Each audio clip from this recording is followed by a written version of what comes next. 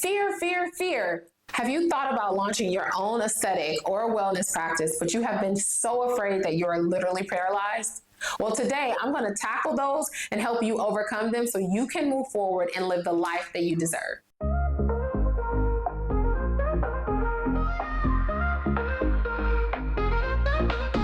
Wake up in the morning feeling like gonna eat my greens, gonna do it right. Welcome to my channel. It's your girl, Dr. Kiana Jones, and I am so happy you joined me. My page is dedicated to nurses and nurse practitioners who want to launch aesthetic and wellness practices. As always, you guys, make sure you turn that notification button on, like and subscribe if you find this video valuable or want to get into entrepreneurship in order to achieve and obtain financial freedom, because yes, we all about financial freedom over here. Today, we're going to talk about fears. Okay, you guys, I still take calls with clients a lot, and I still hear the same fears that I heard when I first started taking calls back in 2021. It seems like it's a broken record. I hear, I'm afraid that I'm gonna lose money. I hear, I'm afraid that I'm gonna fail. I'm afraid that I don't know where to start. Like fear, fear, fear. And I really wanna tackle that with you guys today. And legit, I'm gonna tell you exactly what I tell my clients or potential clients on these calls to help you reframe why we even feel fear. I wanna talk about the first fear. This one is the most common that I hear, and it's the fear of failure. Let me scoot my chair up, because this is important, you guys. Can I tell y'all, I'm such a nerd. I study these type of things from a scientific level. And I want to tell you guys that there are two parts of the brain. There's a lot of other parts, but these two parts I'm going to focus on today that are involved with fear. And I want to break it down for you in a way that you look at fear differently from here on. Like after watching this video, you're going to be like, oh yeah, that's what Dr. Jones said. Okay, yeah, this is normal, right? You're gonna feel good when you make decisions even in the presence of fear. So there's two parts of the brain. One is called the amygdala, okay? The amygdala is involved with the fears coming in, and then we continue to feed it and allow it to fester and allow it to grow. The amygdala is there to protect us. Believe it or not, it's a survival mechanism. If we detect fear, we have to be able to and be willing to move in order to avoid it. We have this sense of fear, and when we have this sense of fear, we tend to not move forward. The amygdala is trying to protect us. But we also have something which is called the prefrontal cortex. Now, the prefrontal cortex is all about good feelings. So think about it as the antagonist to the amygdala. So when the prefrontal cortex is activated, we can minimize. So think about them as here. When we tend to think about all the things that could go wrong, all the fears and losing money and failing, we are essentially minimizing the prefrontal cortex. But if we in turn take the time and start thinking, but what if things go right? Well, what if I am able to quit my job? Well, what if I am able to pick my kids up from school? And how would that feel? And how great would it be to not have a ceiling on how much I can earn? Then the amygdala starts to minimize, right? So they're kind of antagonistic to each other, meaning they go in the opposite direction. So what if you decided that you are going to focus on positive thoughts? Do you ever hear people tell you, like, you need to do visualizations and you need to have affirmations? You ever heard that? Well, believe it or not, when you are practicing visualizations and you are practicing affirmations, you are essentially activating the prefrontal cortex.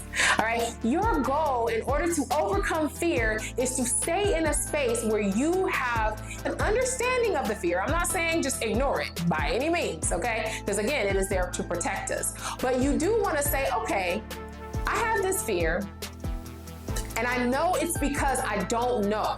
And I don't like being in a space of unknown.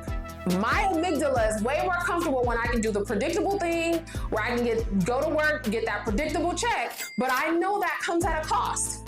Because I'm never going to reach my fullest potential. Now we're activating that prefrontal cortex. I can never reach my fullest potential if I stay comfortable. I I know I have to be uncomfortable. This is a part of journey. I know that being uncomfortable is a true indication of my growth. Do you see how I packaged that totally different? It's not like I totally ignored the amygdala, but I gave it its okay, I see you, but move out the way because I still need to do this because I am on a journey to be a better version of me. So you have decided that you are going to push through even in the presence of fear. Oh, I love talking about this, by the way, you guys. You cannot fail what you don't quit. Just because you took a hit, just because you took an L is not an indication of failure. It's not. And here's the thing, confidence is earned. So you only build confidence. Babies at their infancy, say when they're learning to walk, they don't have confidence here or there. If you watch a baby, and I say this because I just had a grandbaby, y'all, she's 1 year old. And when I watched her get up, fall, get up, fall, get up, fall, get up, fall, and she kept on getting up, falling until at some point, she got up and she stayed up a little longer and then fell. And then she got up and she stayed up a little longer than that and fell. They don't even think about that. That's the level of unbotheredness, right? That we used to have. But over time, society programs us to be fearful, programs us to not want to take risks in our lives. Because imagine if the first time my grandbaby fell, I said, all right, she gonna hurt herself. We can't be letting her walk. We know she has to walk, right? She has to be able to walk. There's no way around it. So because of that, we just let her keep falling and keep getting up. Imagine if you had that level of unbotheredness in business and you say, well, you know what? I might take a L, but that's okay because that's an indication that I'm growing. I might feel uncomfortable, but that's okay because that's an indication that I am growing. And what if you looked at that as a part of the journey and not something to necessarily avoid? What if you repackage that into something that you know has to happen in order for you to be the more transformed version of yourself? I would be lying to you if I didn't tell you that every year I am going through some level of growth. Every year I experience a level of discomfort that I can't even express. But at the same time, I constantly remind myself that if I am not feeling this experience, then I am just sitting back comfortable and I am not growing. And I never want to be at a point in my life where I'm not growing. That is why I left leadership in nursing, because I could walk in and literally do what I was doing with my eyes closed. And I didn't like it. I kept saying to myself, like, is this it? Like, okay, yes, I'm making good money as people say, but I'm not growing. And I don't like the feeling of not growing. I always want to be challenged and I always want to learn. And if you really truly want to get into business, especially this type of business, you have to be willing to be in those uncomfortable spaces, because how are you going to show up? Think about this. Listen, and I'm going to give you guys another example, then I'll move on to the next fear. But I want you guys to think about this. If you started a business and you knew everything, something would be wrong.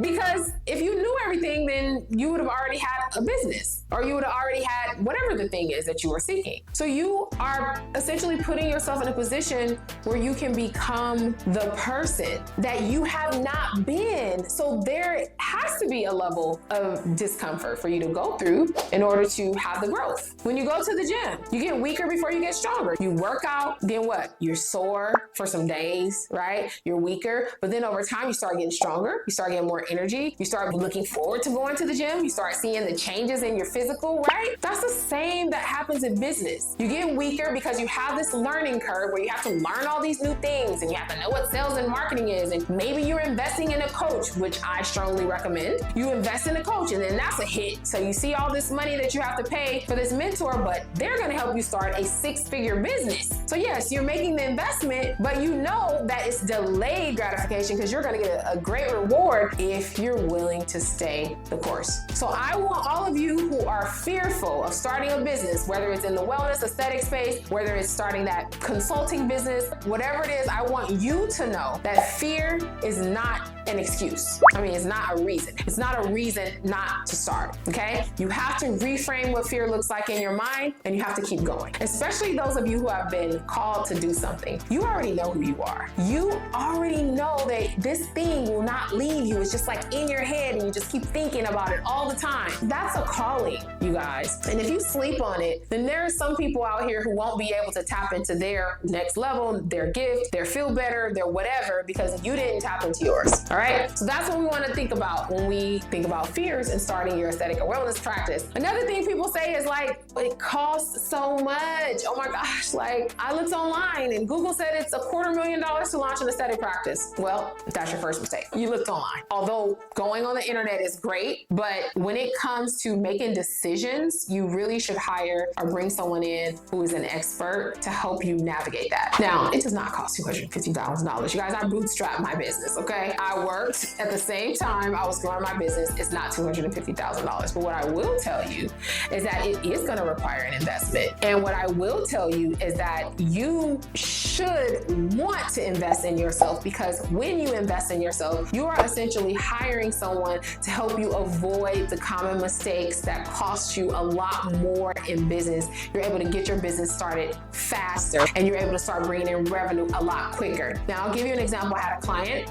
This client was a registered nurse. She worked with me to build her practice. She had no background in aesthetics. She had never injected before. She followed the exact framework that I teach, which is become a CEO first, train on the skill set, start a med spa or a wellness practice that you can leverage your current skill sets, not go and pay thousands and thousands of dollars on new skill set, but use your current skill set, and you can start offering these treatments right away as you grow into if you want to be an injector or whatever. That can happen over time, but you're already bringing in revenue in the business. She followed the exact framework. Within 6 months, she had already brought in 6 figures. So how much should she have paid for that training? Now, what is going to happen to everybody? No, because everybody is not going to be willing to do the work like she was, right? She executed on everything I talked to her about. She trained, she did everything that we discussed in the steps I guided her on, right? She took what I said and she executed, even in fear. She would get on our calls and she'd be like, I am so scared. Like, I don't know what I'm doing. But I'm doing what you said, Dr. Jones, and she would follow the steps. By 6 months, she had already brought in her 6 figures. You guys,